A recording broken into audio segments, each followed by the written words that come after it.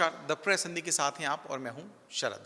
दतिया में आखिरकार वही हुआ जिसकी आशंका द प्रेस हिंदी ने एक दिन पहले ही जाहिर कर दी थी। हमने सवाल उठाया था कि आखिरकार क्या वजह है कि दतिया उपचुनाव को लेकर नरोत्तम मिश्रा के टिकट पर सस्पेंस बरकरार है। क्यों नरोत्तम मिश्रा एक दिन पहले तक अपना टिकट फाइनल होने की बाट जो रहे थे? क्यों बीजेपी का कोई बड़ा नेता ये बोलने को तैयार नहीं था कि उपचुनाव में दावेदार तो नरोत्तम मिश्रा ही होंगे? आखिरकार इस सस्पेंस से पर्दा उठा और आज जब बीजेपी ने अधिकृत प्रत्याशी की सूची जारी की तो नरोत्तम मिश्रा का नाम उसमें शामिल नहीं था। बीजेपी ने दतिया से आशुतोष तिवारी को प्रत्याशी बनाया है। ये फैसला उतना ही बड़ा चौंकाने वाला है जितनी 2023 के विधानसभा के दौरान में नरोत्तम मिश्रा की चुनाव में मिली हार थी।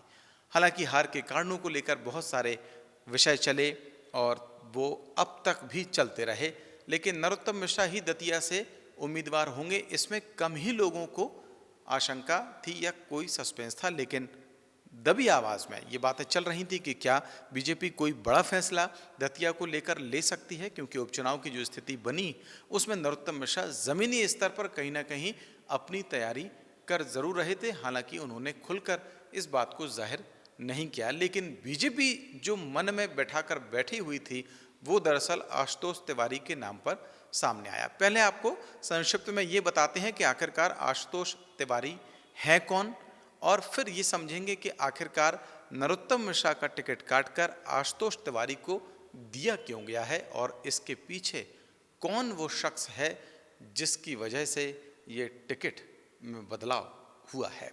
दरअसल आशुतोष तिवारी इससे पहले संभागीय संगठन मंत्री की जिम्मेदारी बीजेपी में निभा चुके थे। ग्वालियर संभाग के संभागीय संगठन मंत्री थे, दतिया के ही रहने वाले हैं और इससे पहले सेवड़ा सीट से 2023 में जब विधानसभा के चुनाव हुए थे तो टिकट के दावेदार थे। हालांकि तब उन्हें टिकट नहीं मिला था। इसके अलावा वो मध्य प्रदेश हाउसिंग बोर्ड के अध्यक्ष भी रह चुके हैं। आशुतोष तिवारी के बारे में ये कहा जाता था कि वो मध्य प्रदेश में तत्कालीन मुख्यमंत्री शिवराज सिंह चौहान के बेहद करीबी नेता हैं और अभी भी ये बात सामने आ रही है कि उनका टिकट फाइनल होने में बड़ी भूमिका शिवराज सिंह चौहान की हो सकती है। हालांकि ये बातें सिर्फ सियासी गलियारों में चर्चा के तौर पर ही हैं, लेकिन वो शिवराज के करीबी नेता रहे उस वक्त में ये किसी से छुपा नहीं था।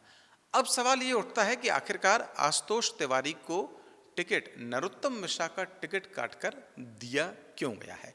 सबसे पहले इसके लिए 2-3 समीकरणों को समझना होगा। इसमें मैं आपको फिर वो एपिसोड याद दिलाता हूं जिसमें द प्रेस हिंदी ने एक इंटरव्यू किया था कांग्रेस के पूर्व विधायक राजेंद्र भारती का, जिसमें राजेंद्र भारती ने यह बात कही थी कि 2023 में नरोत्तम मिश्रा अगर चुनाव हारे तो उसमें बहुत बड़ी भूमिका बीजेपी के कुछ नेताओं की थी। वो नेताओं के नाम अगर राजेंद्र भारती सार्वजनिक कर दें, ऐसा उनका कहना था, तो फिर नरोत्तम मिश्रा के पैरों तले से जमीन खिसक जाएगी। अंदर ही अंदर जुबान में ये बातें भी चलती रहीं कि कहीं ना कहीं बीजेपी संगठन के भीतर नरोत्तम मिश्रा को लेकर एक विपक्षी लॉबी तैयार हो गई है जो ये नहीं चाहती कि नरोत्तम मिश्रा चुनाव जीतें, और शायद अब इसको ये भी कहा जा सकता है कि वो ये भी नहीं चाहती कि नरोत्तम मिश्रा चुनाव लड़ें। लिहाजा एक पॉइंट पर उनका ये जो टिकट है वो कटता हुआ दिखाई दिया। दूसरा पॉइंट आता है जातिगत समीकरण। तो फिर सवाल ये है कि अगर नरोत्तम मिश्रा का टिकट काटा गया यानी कि ब्राह्मण चेहरे का, और फिर बीजेपी को जब एक ब्राह्मण चेहरे को टिकट देना ही था तो फिर उसमें नरोत्तम मिश्रा फिट क्यों नहीं बैठे, क्योंकि आशुतोष तिवारी भी ब्राह्मण वर्ग से ही आते हैं। लिहाजा ब्राह्मण का टिकट काटकर एक ब्राह्मण उम्मीदवार को ही मैदान में उतारा गया है, लेकिन वो नाम नरोत्तम मिश्रा नहीं है। हालांकि इस बीच में चर्चाएं ये भी चल रही थी कि हो सकता है किसी ओबीसी चेहरे को दतिया से उम्मीदवार बनाया जाए और राजनीतिक समीकरण साधने की कोशिश की जाए। इसके पीछे की 2-3 वजहें समझ में आती हैं। यहाँ पर बीजेपी ने बहुत समझदारी वाला फैसला लिया है। वो इस लिहाज से क्योंकि नरोत्तम मिश्रा ब्राह्मण वर्ग से आते हैं, भले ही वो चुनाव हार गए, लेकिन राजनीतिक तौर पर और अपनी पहचान के तौर पर वो अभी भी अपना एक बड़ा रसूख रखते हैं और ब्राह्मणों के भीतर भी रखते हैं। नरोत्तम मिश्रा का टिकट काटने पर ब्राह्मण वर्ग बीजेपी से नाराज ना हो, लिहाजा ये फैसला किया गया संगठन के भीतर कि टिकट किसी ब्राह्मण को ही दिया जाए। लिहाजा ये मुद्दा चुनाव में न बने कि एक ब्राह्मण की उपेक्षा इस चुनाव में की गई है। लिहाजा उस पॉइंट 2 में भी आशुतोष तिवारी फिट बैठे और उनका नाम तय किया गया और बीजेपी ने यहाँ भी ये समीकरण साधने की कोशिश की। अब सवाल ये आता है कि आखिरकार जब उम्मीदवार आशुतोष तिवारी को बनाया गया तो उसमें और क्या समीकरण बीजेपी ने देखे। इसमें अब तीसरा एक महत्वपूर्ण समीकरण ये भी आता है कि जो विपक्षी नए नए खड़े हो रहे थे, उदाहरण के तौर पर दामोदर यादव ने चुनाव से पहले नरोत्तम मिश्रा के खिलाफ जमकर बयानबाजी की और इस बयानबाजी में वो नरोत्तम मिश्रा को व्यक्तिगत तौर पर भी टारगेट करते हुए दिखाई दिए और मुद्दा ये उठाते थे कि जब वो मंत्री या सत्ता में रहे तो फिर यहाँ पर उनके कई तरीके के ऐसे काम थे जो उन्होंने उत्पीड़न के तौर पर किए। लिहाजा अब दामोदर यादव या कोई दूसरी विपक्षी पार्टी है इस विषय को मुद्दा बनाने से बचेगी, क्योंकि आशुतोष तिवारी एक नया चेहरा है, ब्राह्मण चेहरा है और उनकी पृष्ठभूमि किसी ऐसे नेता के तौर पर स्थापित नहीं है जिसके खिलाफ किसी भी तरीके के उत्पीड़न या फिर गैर कानूनी कामों के आरोप लगाए जा सकें। लिहाजा विपक्ष की इस धार को भी बीजेपी ने इससे कुंद किया है। अब एक सवाल और महत्वपूर्ण आता है कि नरोत्तम मिश्रा का टिकट काटकर बीजेपी ने चौथे पॉइंट पर जो काम किया है वो ये कि वो नेता या वो चेहरे जिनके बारे में राजेंद्र भारती या फिर कानाफूसी के तौर पर बातें सामने आती थी कि नरोत्तम मिश्रा के खिलाफ बीजेपी के ही कुछ नेता उनके खिलाफ में है और नहीं चाहते कि नरोत्तम मिश्रा राजनीतिक तौर पर बढ़ें, इसमें संगठन के भी कई लोग शामिल हैं। लिहाजा बीजेपी ने उन्हें भी साधने की कोशिश की इस लिहाज से कि चेहरा एक नया रहेगा, ब्राह्मण चेहरा ही रहेगा, लेकिन वो संगठन के चेहरे के तौर पर रहेगा, ना कि एक ब्राह्मण चेहरे के तौर पर नरोत्तम मिश्रा के तौर पर रहेगा। तो इस लिहाज से भी ये माना जा रहा है कि बीजेपी ने एक बड़ा दांव इसमें चला है।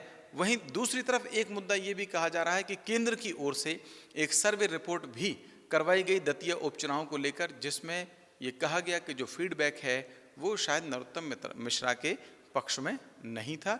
यही वजह है कि दिल्ली की इशारे पर नरोत्तम मिश्रा का टिकट बदलने का फैसला किया गया, क्योंकि कहा यह भी जाता है कि नरोत्तम मिश्रा दिल्ली के कुछ बड़े नेताओं के बेहद करीबी माने जाते हैं। लेकिन अब ये धारणा धीरे धीरे टूटने लगी है, क्योंकि अगर उनका टिकट काटा गया है दतिया उपचुनाव में ऐसे वक्त में जब लगभग उनकी उम्मीदवारी तय मानी जा रही थी और उनका नाम भी कई दबी जुबान में वहाँ दतिया के स्थानीय नेताओं के बीच चलने भी लगा था, तो फिर ये साफ है कि नरोत्तम मिश्रा कहीं ना कहीं उस करीबी के से भी अब दूर होते जा रहे हैं।